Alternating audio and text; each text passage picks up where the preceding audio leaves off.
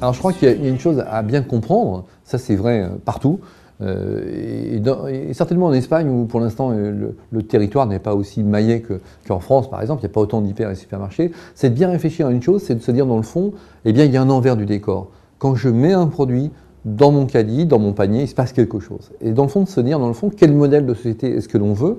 Est-ce que l'on veut de l'emploi pour les jeunes à venir, des usines qui vont bien, des emplois partout? Est-ce qu'on veut de la retraite pour les plus vieux? Est-ce qu'on veut des écoles publiques? Est-ce qu'on veut des hôpitaux?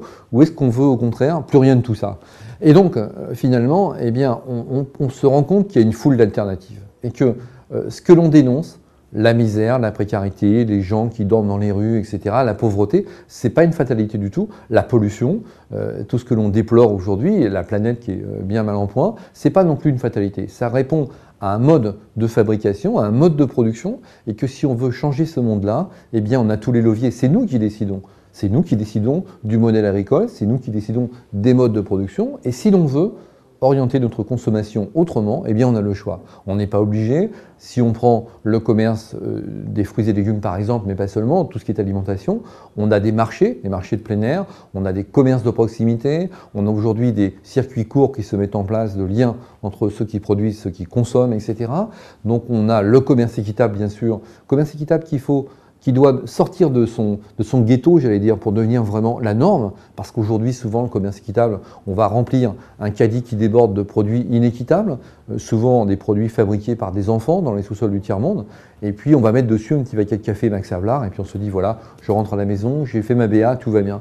Mais le commerce équitable, c'est pas ça, il faut que ça devienne la norme, c'est-à-dire que tous les produits soient équitables véritablement, au nord comme au sud, bien sûr, et puis tout au long des filières, il faut revendiquer, il faut demander à celui qui nous vend un produit, finalement, qu'est-ce qu'il y a dans ce produit? Je paye un produit 10 €, eh bien je veux savoir là-dedans combien de contenu social, combien de contenu environnemental, qu'est-ce que je paye, où va l'argent, qui je rémunère. Je crois que ça c'est très important de se demander dans le fond, qu'est-ce que je fais, qu'est-ce que je rémunère quand j'achète un produit?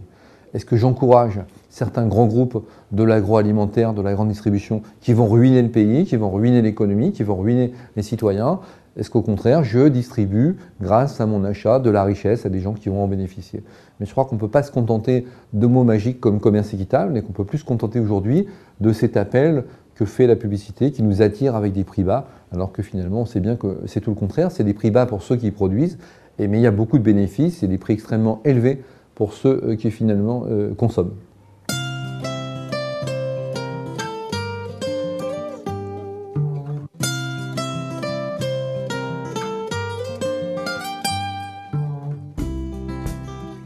Moi, je suis très optimiste. Je suis très optimiste pour une raison simple, c'est qu'aujourd'hui, on le voit bien, on est mal parti, c'est-à-dire socialement, écologiquement, tout ça va très mal. Mais aujourd'hui, on a un choix binaire, c'est de dire dans le fond, on ne fait rien, on continue. Et donc là, évidemment, on est tous sur le même bateau, c'est le Titanic qui avance vers l'iceberg. Donc qu'est-ce qu'on fait? On fait rien, c'est plus de chômeurs demain, c'est la planète qui va encore être un peu plus mal, etc. Et donc finalement, on va dans le mur quelque part, on y va tous ensemble. Bon, aujourd'hui, que vous soyez étudiant, que vous soyez retraité, que vous soyez en bonne santé, malade, peu importe, fonctionnaire ou travailleur indépendant, on voit bien qu'on est tous affectés par les pratiques de la grande distribution. Et ça, c'est une force aussi. Il y a quelques années, on disait, dans le fond, la grande distribution, ça ne me concerne pas, ça ne concerne que les commerçants, je ne suis pas commerçant, ça ne m'intéresse pas. Aujourd'hui, on voit bien que ce modèle de consommation a des implications partout dans la société. C'est très intéressant parce que quelque part, si tout le monde, enfin pas tout le monde, mais un grand nombre en tout cas, prend conscience que ce modèle ne convient pas, nous emmène dans le mur, eh bien on sera très nombreux à vouloir changer ce monde-là. Or, ça j'en suis convaincu parce qu'aujourd'hui, on voit d'ailleurs, moi je suis très étonné, je fais beaucoup de conférences dans différents milieux, des milieux altermondialistes, dans le milieu paysan, aussi dans les milieux des entreprises, dans les chambres de commerce, chambres de métier, où je rencontre des chefs d'entreprise qui me disent, mais on est d'accord, on voit bien que ce modèle, c'est pas celui qu'on voulait, parce que ces gens-là ont aussi des enfants, se disent, on a créé des entreprises, c'est pas pour les voir déposer de bilan, c'est pas pour voir, etc. Donc on ressent bien qu'aujourd'hui, la majeure partie des gens qui sont informés, qui comprennent la mécanique, se disent c'est pas le modèle de société qu'on voulait véritablement. Donc je crois qu'effectivement, on est à un virage, on est à la fin d'un système, c'est-à-dire que la grande distribution était le commerce moderne. Souvent on me dit ouais mais vous êtes ringard comme on dit en français parce que c'est pas, il faut être pour le commerce moderne, la grande distribution c'est moderne. Mais c'était moderne en 65, 70, aujourd'hui on est en 2008 et donc aujourd'hui c'est un modèle totalement dépassé. En plus, il y a la crise pétrolière qui arrive, donc il va falloir relocaliser les économies, relocaliser le commerce. Donc ce modèle de grande surface de vente à la périphérie des villes qui nécessite le tout automobile, eh bien c'est complètement dépassé. Donc je crois qu'on parle de commerce équitable de plus en plus. Les gens veulent donner un contenu à leur consommation, contenu social, contenu environnemental, vont être très exigeants de plus en plus pour comprendre qu'est-ce qu'il y a dans l'envers du décor. De plus en plus de gens qui sont intéressés par le commerce équitable. Donc je crois qu'effectivement, on va vers des jours meilleurs certainement si de plus en plus les gens... on va vers des jours meilleurs si de plus en plus de consommateurs sont conscients effectivement de ce pouvoir qui est le leur en fait. On a un pouvoir énorme parce que c'est le consommateur qui va décider. Et je crois que comme on ne veut pas de ce modèle de société, on se rend compte qu'on a les moyens de changer tout ça. Si on observe le développement des circuits courts, par exemple en termes agricoles, les AMAP, pas seulement, les groupements d'achat des consommateurs, les réseaux du commerce équitable qui se développent de plus en plus, eh bien on voit qu'il y a une vraie attente, il y a un vrai besoin.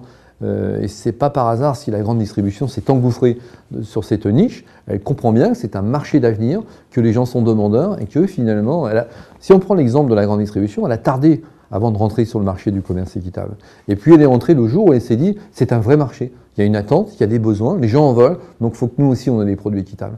Ça c'est révélateur quelque part. Reste à expliquer aux consommateurs que il ne faut pas se contenter des mots commerce équitable, il faut exiger un contenu derrière, et s'il y a ce contenu, je crois que voilà. Donc j'ai l'impression, enfin je suis persuadé en tout cas, qu'on n'a plus le choix, soit on continue, et alors là on y va tous, on va tous au fond, soit les gens se réveillent un peu, le consommateur se réveille, et on se dit que là, on a les moyens de transformer cette société. Mais c'est vrai qu'il ne va pas falloir se contenter de slogans comme « un autre monde est possible ». Il faut construire cet autre monde. Et il faut vraiment s'y mettre maintenant. Il y a urgence. Ça va? C'est un peu rapide, hein, mais je parle vite, alors ça va aller quand même. Passer au ralenti.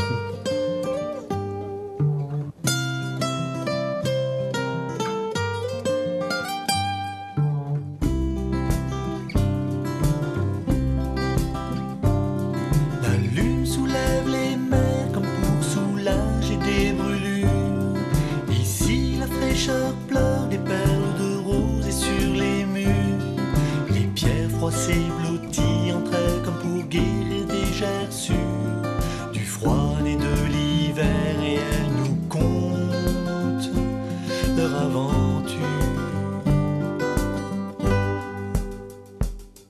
Le chemin qui nous entraîne nous fait gagner de l'altitude, bientôt plus que des sommets pour témoigner leur gratitude. Et chaque